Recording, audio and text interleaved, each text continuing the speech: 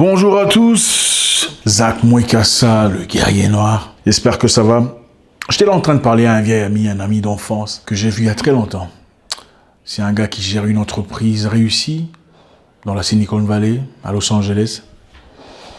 Vous savez, je me souviens, petit, on se moquait de lui. C'était un garçon toujours acharné dans le travail. Il bossait dur, il était très intelligent à l'école. Mais maintenant que j'y réfléchis, je réalise que les signes ne trompent pas.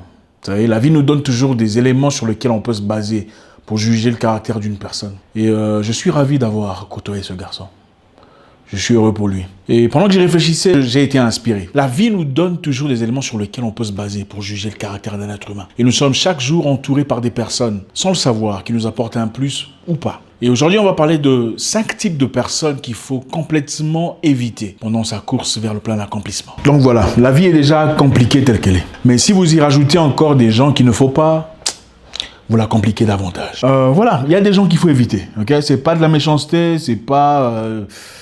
Voilà, il y a des gens qui sont compliqués et on peut aimer des gens à distance, on peut toujours les considérer, toujours avoir de l'affection pour eux. Donc peu importe ce que vous faites dans la vie, voici 5 types de personnes à sérieusement éviter si vous les rencontrez.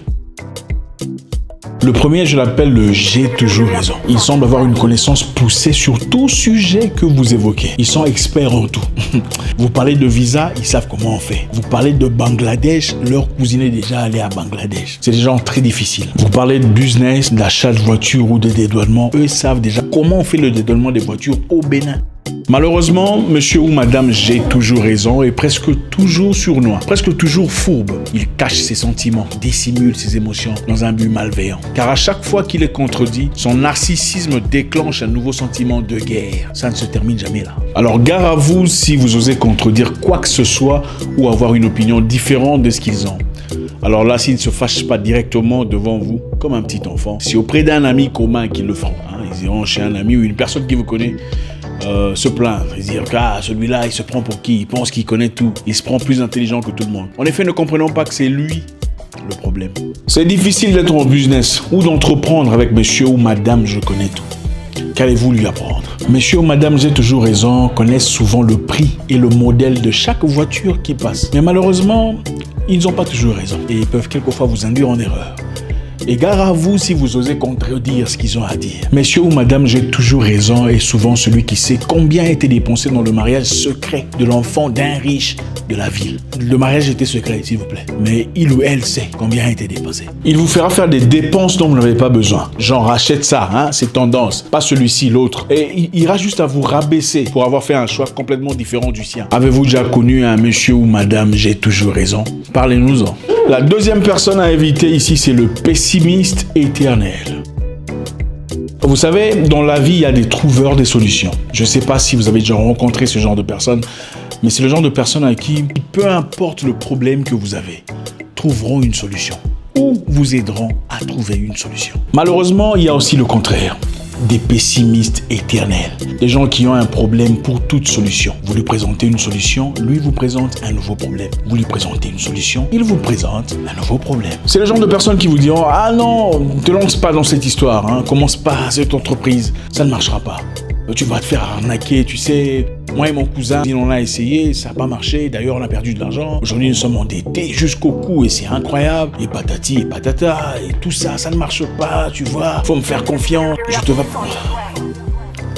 En réalité, c'est peut-être des gens qui vous veulent du bien, mais ne comprennent pas. Le pessimiste éternel vous ralentira dans votre course vers le plein accomplissement. Il vous parlera de sa vie, de ses expériences négatives, au vu de vous dissuader de prendre des décisions qui peut-être changeraient votre vie pour le meilleur. Les relations à distance ne marchent pas. Toi, tu laisses ton mari ou ton fiancé partir espérant qu'il...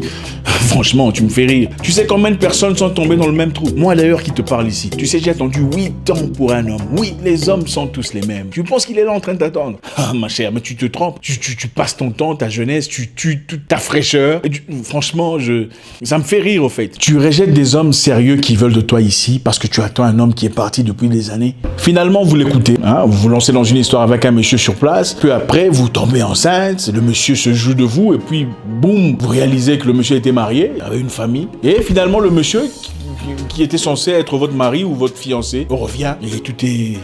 Bravo!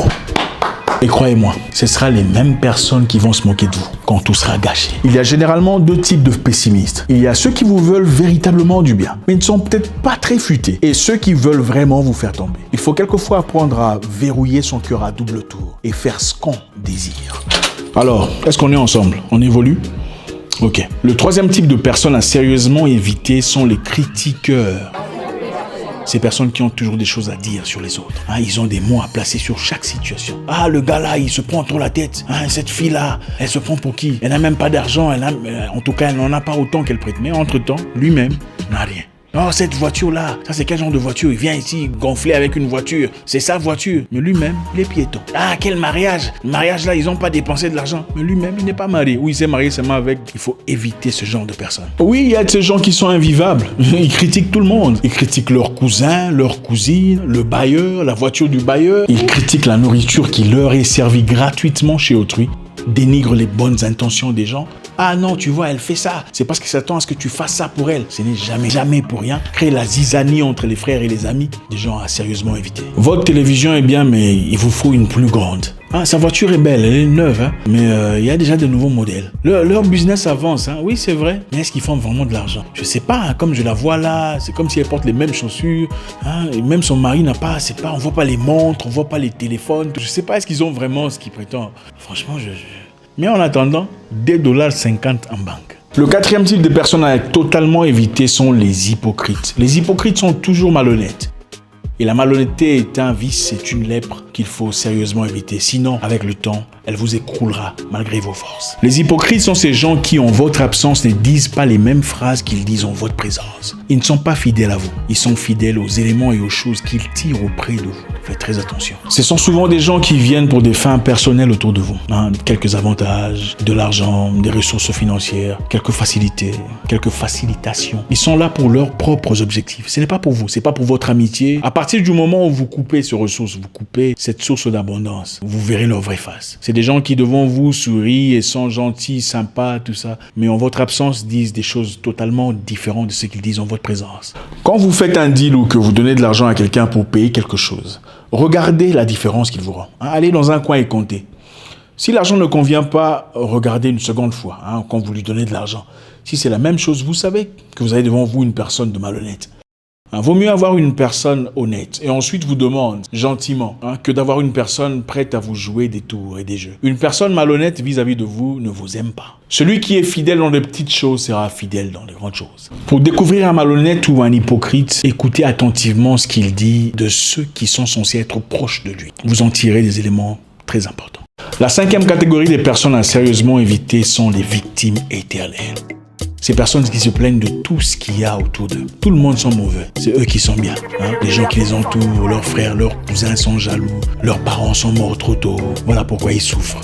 Le gouvernement est méchant, voilà pourquoi nous vivons dans la précarité. Ouais, c'est vrai, beaucoup de gouvernements sont pas bien. Mais ce n'est pas pour autant une raison qu'il faut pleurnicher pour toujours. N'y a-t-il pas de gens comme vous qui ont vécu les mêmes histoires, les mêmes difficultés, mais qui se sont surmontés? Le père de mes enfants a fait ça. C'est vrai, il y a ces gens qui sont complètement fous, mais vous ne pouvez pas pour toujours rester coincé dans les mêmes histoires, les mêmes plaintes, les mêmes difficultés. Les victimes éternelles. Le problème avec ce genre de personnes est que si vous le côtoyez trop longtemps, vous commencez peu à peu à devenir victime vous-même. Tout le monde est jaloux d'eux, tout le monde est méchant, tout le monde parle d'eux, tout le monde veut être comme eux. Ton fiancé à toi aussi l'a dragué il y a quelques années, en effet. Vous vous saignez pour leur apporter un plus, pour les sortir de l'embarras. Mais eux, lobotomisés, veulent persister dans les mêmes conditions. Ils sont victimes éternelles, victimes de leurs ex. Aucun d'eux n'était bon.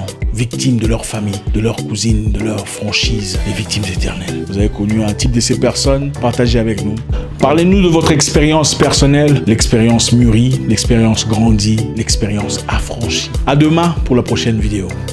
Mon nom est Zach Mwekassa, le guerrier noir. Votre frère.